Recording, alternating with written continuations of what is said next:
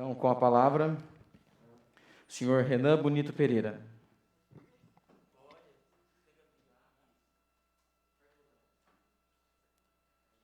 Um, dois, testando.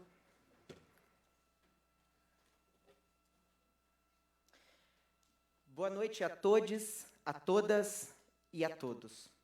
Começamos essa fala agradecendo todos os nossos vereadores pelo trabalho e todos os funcionários diretos ou indiretos da Câmara Municipal que garantem o funcionamento pleno do Poder Legislativo Municipal e, por fim, a todos os moradores da nossa cidade que estão acompanhando esta sessão de casa em segurança. Meu nome é Renan Bonito Pereira, sou natural de Jacarezinho, tenho 30 anos, sou ator, professor, produtor cultural e estou desde 2018 como vice-presidente da diretoria da ONG Núbia Rafaela Nogueira. É representando a ONG que me dirijo a vocês nesta noite. A nossa organização não governamental, sem fins lucrativos, foi fundada dia 16 de julho de 2017, com o objetivo principal da garantia da cidadania da comunidade ALGBTI+, de Jacarezinho, que contempla todas as pessoas assexuais, lésbicas, gays, bissexuais, transexuais, travestis, intersexuais, entre outras vivências. Temos incluído em nosso público-alvo as famílias atendidas em parceria com o coletivo Mães pela Diversidade. Atendemos também pessoas vivendo com HIV ou AIDS e profissionais do sexo. Em pouco menos de 3 anos de atuação, desenvolvemos trabalhos nas áreas de educação, saúde, assistência social, cultura e entretenimento. Temos representantes no Conselho Municipal de Saúde, de Assistência Social, no Conselho Estadual de Saúde do Paraná e no Fórum Paranaense de ONGs AIDS. Com nossos eventos, conseguimos acessar milhares de pessoas de Jacarezinho e região. Mas, antes de falar sobre o nosso trabalho, é importante entender o porquê o fazemos. Qual a necessidade de uma instituição que tenha público-alvo, a comunidade ALGBTI+, de existir? Todos os dados e informações que falaremos nesta noite não são apenas nossa opinião, mas sim informações baseadas em estudos, fatos e, sobretudo, na ciência. Rapidamente faremos uma revisão histórica de como o Brasil e o mundo têm tratado ao longo dos tempos todas as vivências que hoje concentramos no termo ALGBTI+. Antes da invasão pelos colonizadores portugueses, em 1500, às terras brasileiras, os povos originários desta terra já experienciavam relações homoafetivas. Estudos indicam que a LGBTfobia brasileira foi pelas caravelas portuguesas. A intolerância, a diversidade de gênero e orientação sexual não é um assunto recente, tendo iniciado no Brasil com os portugueses, que escravizaram, castraram ou assassinaram nossos indígenas. A primeira vítima de homofobia que foi registrada formalmente no país foi o indígena Tibira, assassinado em 1614 com apoio dos jesuítas em São Luís do Maranhão. Amarrado pela cintura da boca de um canhão, o indígena Tupinambá teve o corpo destroçado sob o pretexto de, abre aspas, purificar a terra do abominável pecado, fecha aspas. Da época da colonização até meados de 1900, homossexuais e transexuais em nosso país e no mundo continuaram sendo perseguidos e mortos. Mais do que isso, historicamente nos foi ensinado que não deveríamos ser naturais em nossas vivências, que não deveríamos ser reconhecidos ou respeitados. Por isso, para viver, precisamos estar à margem da sociedade, sobrevivendo em guetos. Durante a ditadura militar brasileira, que concentra o período de 64 a 1985, diversos bares e espaços noturnos concentravam nossas vivências, e estas levavam batidas policiais quase que diariamente. Na década de 70, em São Paulo, a polícia instaura a famosa Operação Tarântula, com o objetivo de fichar, prender ou sumir com as travestis e homossexuais da cidade. Para aqueles que nunca ouviram falar do caso, sugiro procurar no YouTube e verá com seus próprios olhos reportagens de moradores da cidade de São Paulo aprovando a morte de transexuais e homossexuais.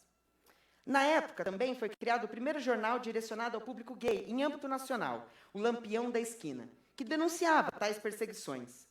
As bancas de revistas que vendiam esse jornal, muitas delas sofreram atentados na época.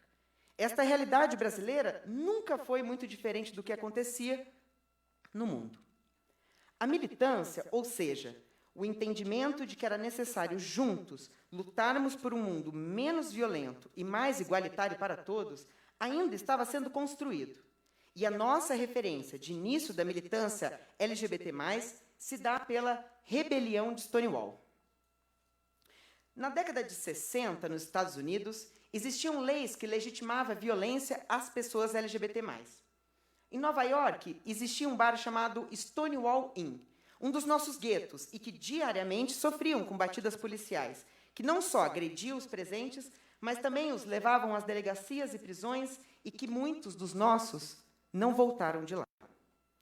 Em 28 de junho de 1969, a comunidade no presente bar resistiu pela primeira vez a uma batida policial, gerando uma série de manifestações violentas que permaneceram pelos dias seguintes. Esse motim é conhecido como a Rebelião ou Revolução de Stonewall e marca o início da militância moderna do movimento. Percebeu-se ali a necessidade e a constatação de que a união coletiva contra toda a opressão e violência que recebemos diariamente.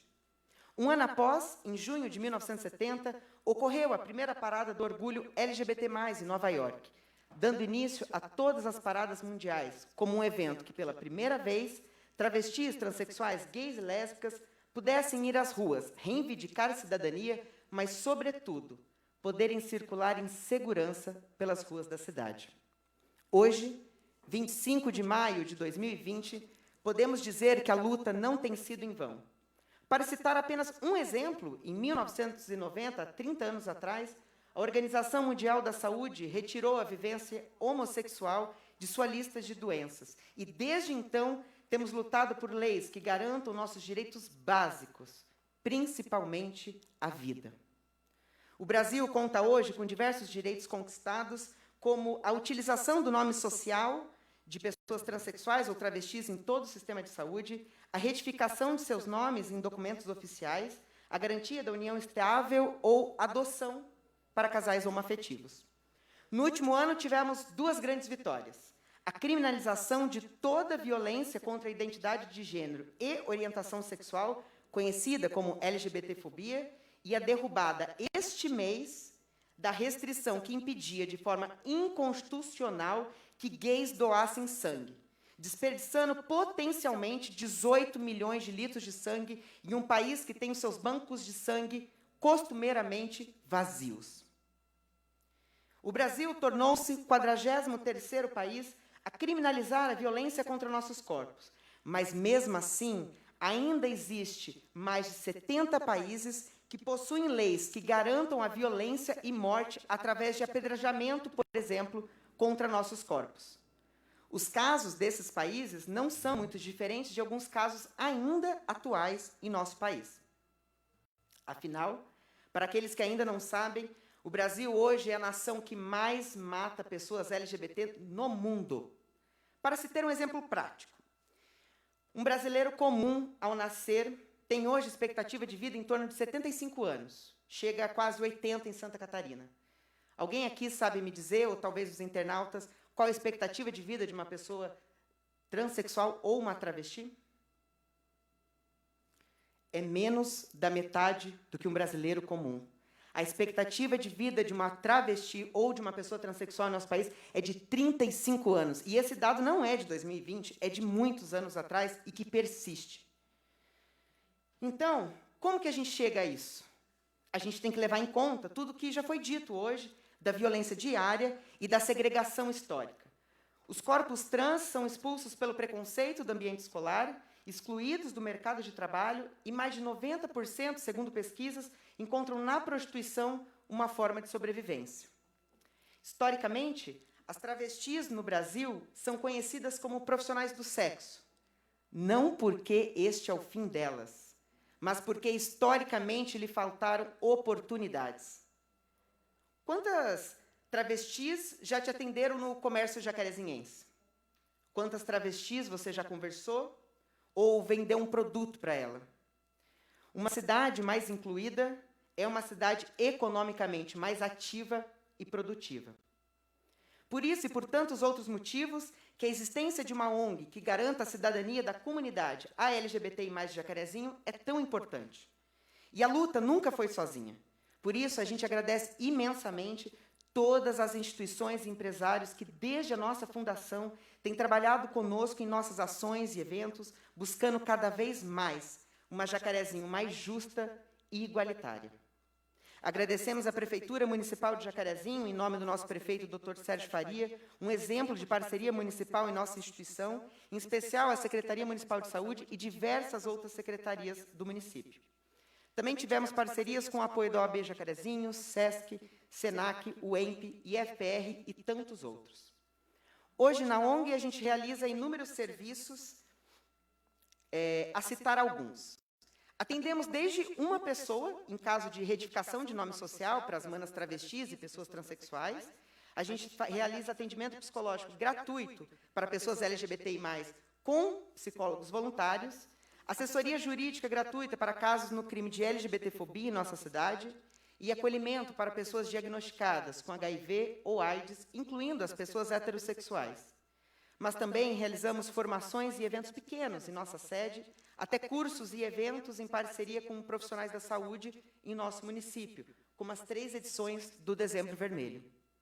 Promovemos a criação do coletivo Mães pela Diversidade em Jacarezinho, que acolhe mães, pais e responsáveis de LGBTI+ Jacarezinho, Santo Antônio da Platina e região. Entre esses e outros trabalhos que realizamos, grande parte da população jacareziense nos conhece através da marcha. Unindo educação, saúde, assistência social, cultura, arte e entretenimento, promovemos desde 2018 a Marcha Cultural da Diversidade LGBTI+ de Jacarezinho, que em 2 edições levou para as ruas milhares de pessoas, com apresentações de dezenas de artistas vindo de mais de 15 cidades, de 3 estados diferentes, dizendo que podemos e somos. E de que uma mudança para uma nação cada vez mais igualitária é diária, e não apenas uma vez ao ano. Afinal, eu posso dizer para vocês, a felicidade e segurança que sentimos como LGBT+, numa marcha, não pode ser sentida ao longo de todo o ano? Nosso trabalho só é possível também porque é realizado por inúmeras pessoas que voluntariamente trabalham em tudo o que fazemos. Por exemplo, devido à pandemia do coronavírus, iniciamos um projeto emergencial para diminuir um pouco a desigualdade social que se agrava a cada dia. Por isso, pessoas LGBTI+, hoje, trabalham voluntariamente na higienização e organização de cestas básicas que estão sendo doadas para a própria comunidade LGBTI. Agradecemos também os vereadores dessa casa e dizer que, ao aprovarem o projeto de lei 10/2020, que reconhece a nossa instituição como utilidade pública, é reconhecer o nosso trabalho e a nossa luta em prol de uma cidade mais justa, colorida e saudável. É reconhecer que nós existimos nessa cidade e de que uma cidade com maior inclusão é uma cidade melhor para todos. Jacarezinho, ao aprovar esta lei, se tornará mais uma vez referência em nossa região. É reconhecer a luta de tantos outros gays, lésbicas, travestis, transexuais, entre outras vivências, que durante a história de Jacarezinho lutaram para a sua sobrevivência e para a sobrevivência do coletivo. Destacamos aqui a nossa querida jacarezinhense Núbia Rafaela Nogueira, mulher transexual, homenageada com o nome da ONG e que hoje reside na Itália. Também aproveitamos para destacar o trabalho da própria Núbia, com Abel Cabeleireiro, Sônia Rodrigues, Fran Cabeleireiro e tantos outros que promoveram Miss Gay em nossa cidade, de 92 a 2002.